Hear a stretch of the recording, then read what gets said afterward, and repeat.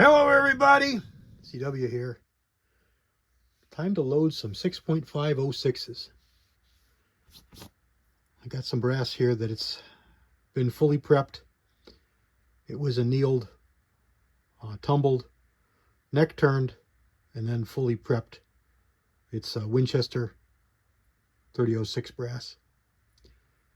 I've got a couple pieces over here that I need to run back through the sizer, because when I ran all this through the Wilson neck mandrel, I didn't like the tension that I got.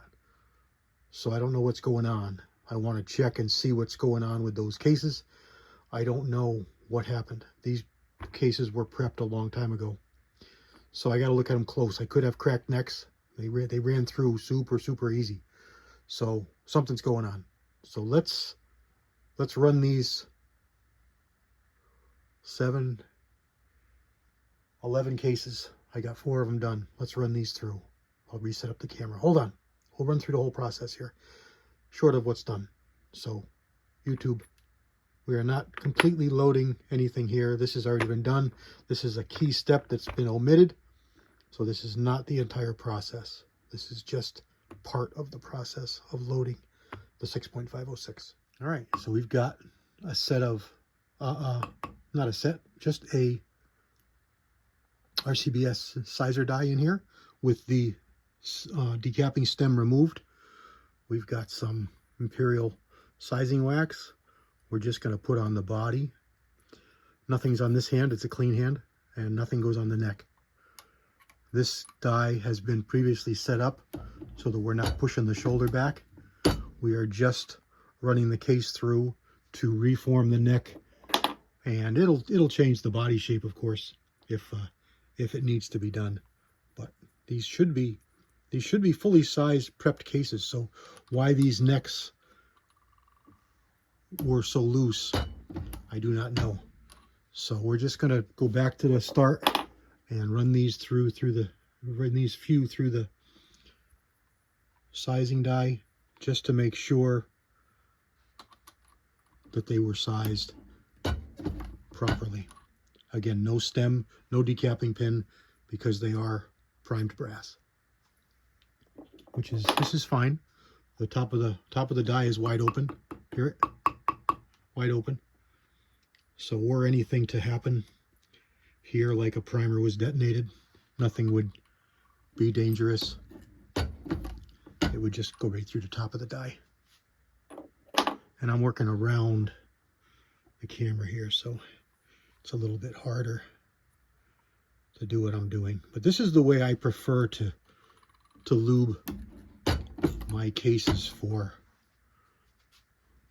I hesitate to call it precision, but I guess it is precision. A little more intense care taken reloading. I like to use the rock chucker for my sizing, and that because it's just such a solid press. It's just such a solid performing, reliable press. Okay, there's the last one.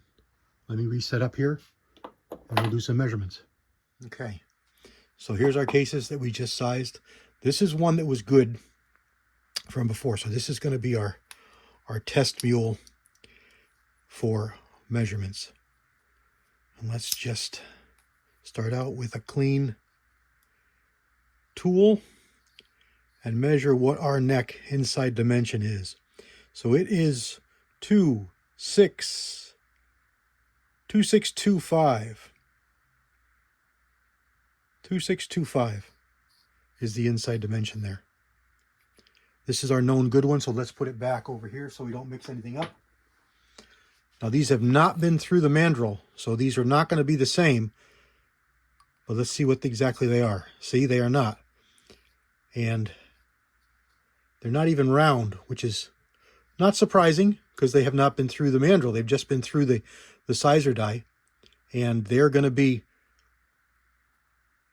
they're going to be that way. They're not going to be the same, but they're small, which is good. So let's just do a quick spin measurement here. and we're coming up with about 258. And it doesn't matter what they are at this point. We're just checking to see if we've got anything that's grossly different. And I just had my 20% battery pop up on my phone, and I thought I had a little more charge in it than that. So next thing we're going to do here is we're going to look at these close. And that one's a little bit bigger. That one's 260. So let's set this one over here. We're going to check these real close for splits. Another thing in doing this, those edges are sharp. So if there was a crack, you would feel it. Tink, tink, tink, tink. You'd feel it hit. Okay, we're good. We're good. And we actually made a little bit of a mess on our tool here with the lube that I had in there from the first time that I neck sized those. All right, let's get reset up. I'm just going to give you an overhead look here so that I can put this on charge. And I'm just going to check here for cracks in these necks. So you can see here that this has been completely turned, and this was quite a thick neck because it's turned all the way around. And anybody who's turned necks knows that it usually doesn't get turned all the way around unless it's grossly thick. As you can see on this one, only 1/2 of this neck was thick, and that's more common. And you can see a line here from the factory crimp that went in there. So we're just checking for cracks here, and you can see this one didn't need to get cut all the way around for neck thickness, where this one did get cut all the way around for neck thickness. There's still some lube on these cases. So I'm going to want to get that off here before too long because I'm putting it on my left hand, and I don't like to do that because it can get imparted on the cases where you don't want them to be. All right, it's good. I'm pretty sure I would have felt if there was any cracks. So what caused these necks to be large? I can't say. I don't know. It does worry me a bit. Were they not sized? Did these get not sized for this last process? It was done a long time ago, so I can't really answer. All right, those are all good. Let's get reset up and go to the next step. We'll neck size these on the mandrel. Change presses here. Sorry about that. We're over on the Summit press where we're going to do the neck sizing. I don't like the angle, the view you guys have, but it's what I've got to use because the camera's low on battery. So let's just clean out these cases. I'm pretty sure you can see what's going on here. So we're going to run these up into the mandrel die. Yeah, that's how it's supposed to be. So I don't know what happened. Somehow these cases weren't properly sized last time around. Whether they didn't go through the sizer, I can't say. I do not know. Yep, that's good. That's good. So now when we measure them,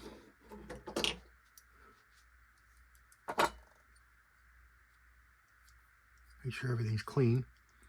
And now when we measure them, we should be right back there at 262, and we are. Nice and round, perfectly round 262, which is the same as the other ones. And that's what we're after, consistency. I'll just wipe off the lube that's in here.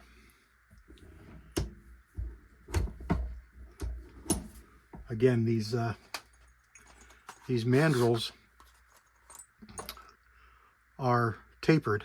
So you've got your full diameter right about here. See if I find one that's seen a little bit of use. Here's a 30 caliber, I think. Yeah, here's a 30 caliber. See the line right there? So that's the full diameter. And then it tapers down smaller as you go up. So it enters into the case mouth, bumps up, gives you the full diameter for that much width, and then tapers down so that it doesn't do it anymore. Pull it back out at full diameter.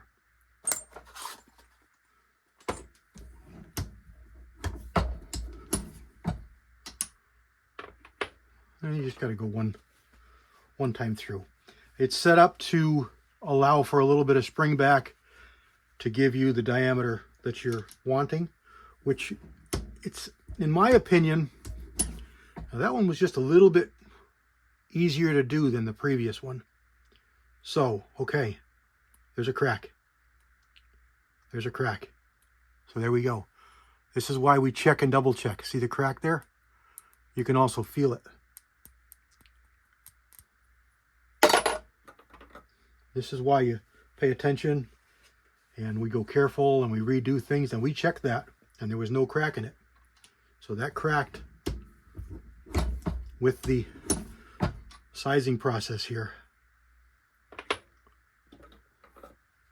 So really good example happened right on camera for us as to why we check and look at and examine all these steps. I knew that felt a little bit different, and we found out exactly why right away.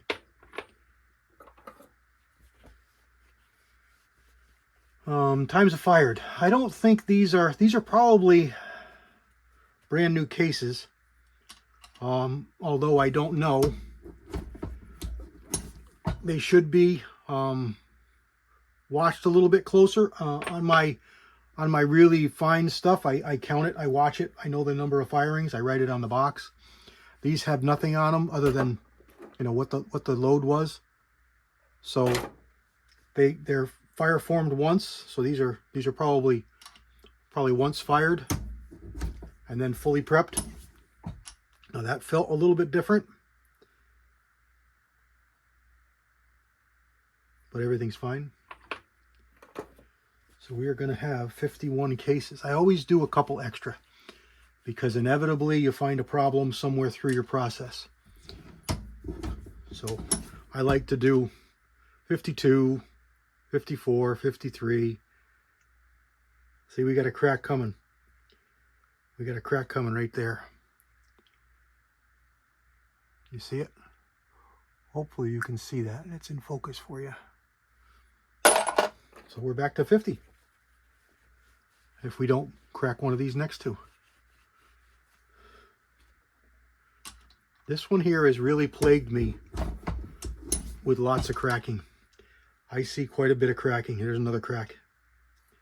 I see quite a bit of cracking in these cases. I don't know what it is. I do anneal them quite a bit. I take care of them. But I just get cracking. I can't really say why. I don't really know why. Obviously, it's a brass problem. Is it Winchester brass? Maybe. Say what you want. I'm not a huge fan of Winchester. This is older Winchester. Those are three good primers. I got to at least pop them before I throw that away, because I don't want live primers in with my brass I take to the scrapper. He'll kill me if he gets a live primer in there. All right, we have 49 cases set up for the next step. Stand by. Let's set up this Frankfurt Arsenal universal bullet cedar die for 6.5. This head is heavy. So you got to look at and be conscious of the way this goes together so that you don't put it together wrong. There is a way it has to go together, and here's what it is. Here's your caliber designator. So we want 264. So there's our caliber designator. Let's put this back in the die. This is the way it goes. Caliber designator first. Then you've got this plug. It's got a flat side and it's got a cup side. Cup side captures the spring. That goes in next. Now you've got stems. So I've got the medium-sized stem in here, and this was, what did we do here last? 7mm 08. So we're doing the longer one, so we can go to the taller. This stem should probably still work. But we can go to the taller stem.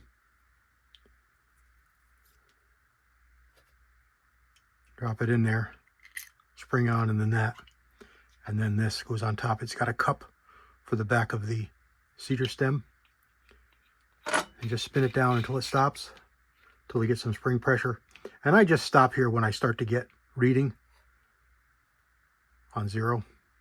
And then I spin this into the press. So let's put it in the press now. A little bit of a funky view with this overhead here.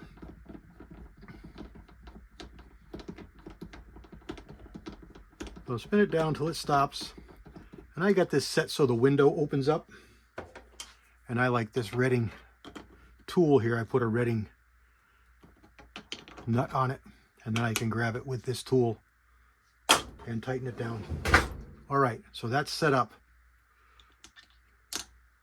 Let's check it here with what we've got. It's going to run it up. Okay, that's going to be fine. We can set it for length. We're going to use one of our dummies. You're going to use the bullet that you're going to use specifically for this loading. And just to make sure you don't do something you shouldn't, take a measurement to start with so you know with what you got when you start. Make sure you're zeroed out. Open your gauge up and measure. So we've got 3.326 inches. Let's put it in here. Make sure this is backed off. Come down on this. We want to make sure that we're not going to seat that bullet any deeper. And then turn this in nice and easy until it stops. What you're feeling is, you're feeling it hit that bullet. And this is pretty good. This is not really a precision tool, but it does work pretty good. The hash marks on here are in thousandths, and it's pretty close. So that's just a close measurement. That's not set, but that's just a rough set to start. And we'll put our box away and stand by.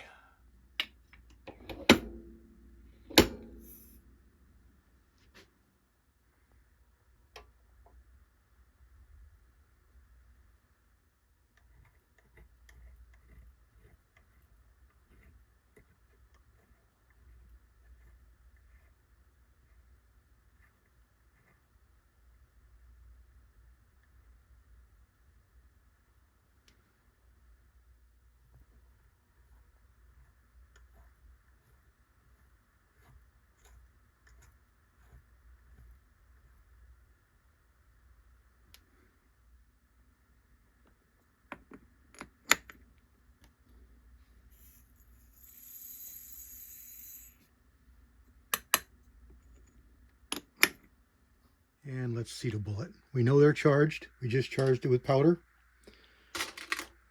We're going to use the Frankfurt Arsenal Universal Bullet Seater. Give it a spin. Give it a spin. Just helps to make sure that everything is square and uniform and straight. Let's do it again.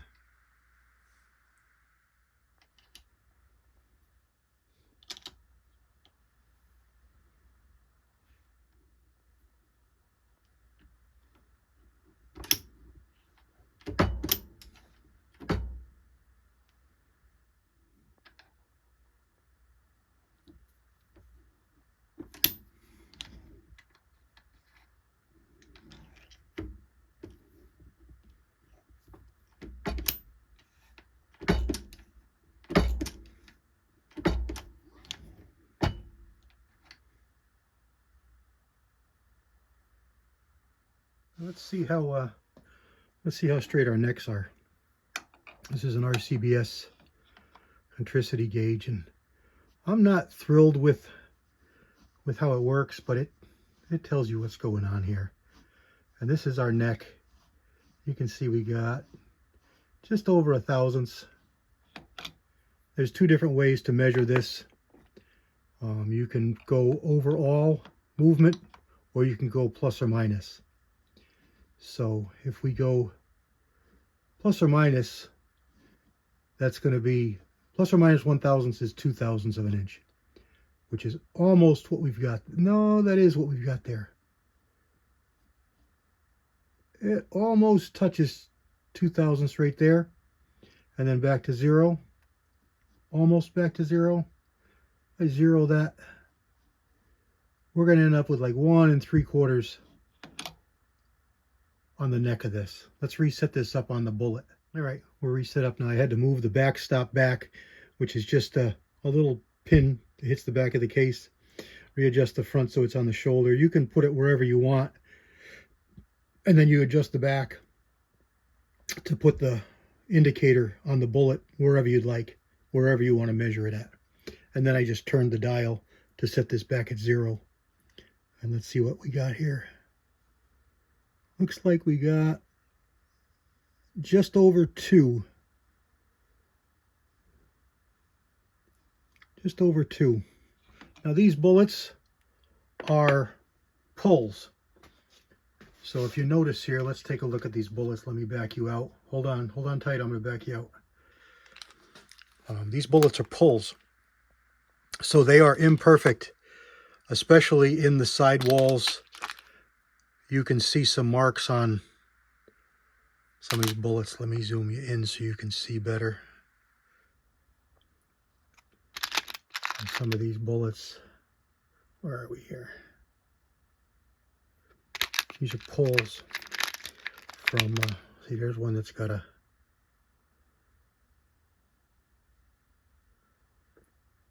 dimple in it where it was crimped a little bit. See it there? So these are not going to reflect as good as a brand new bullet. These are 142 grain ballistic tip. I think they're one of the overrun bullets. They're a great tip.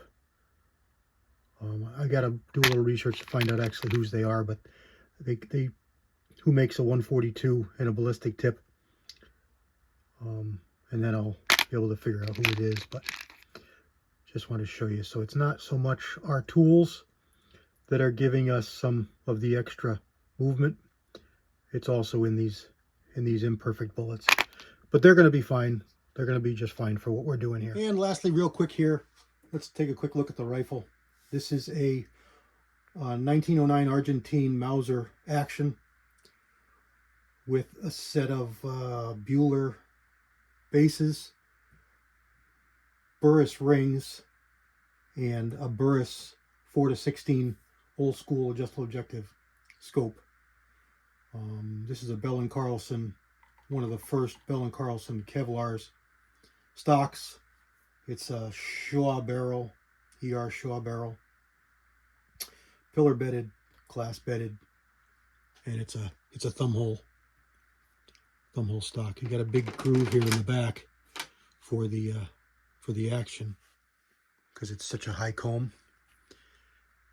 There's a groove right here in the back of the gun that the bolt comes down, so you can get the bolt out of the gun and cycle the action. And here is the other side, and I put a aftermarket shroud on it to get rid of the funky safety. It's got a Timney trigger in it, so it's got a safety on the trigger. This blocked out that factory safety. It's still got the factory bolt stop and factory bottom metal. I just put a little button here on the trigger guard to drop the magazine. And it's a 26.5 or 27-inch barrel, not threaded. And the scope seems like it's high, but because of the comb on the stock, it's actually not. It's actually low for a lot of people. And there it is. That's the 6506, and hopefully I can get to the range pretty soon, and we can do a video with shooting this thing. This is a ladder load I built up, and I started at a starting load. I didn't even tell you the powder we're using. Vitavoy. This is N165 powder we're going to use here. And I'll figure out what that bullet is. It's 142 grain ballistic tip boat tail. There we go. God bless everybody. Hope you liked the video. CW out. Yeah.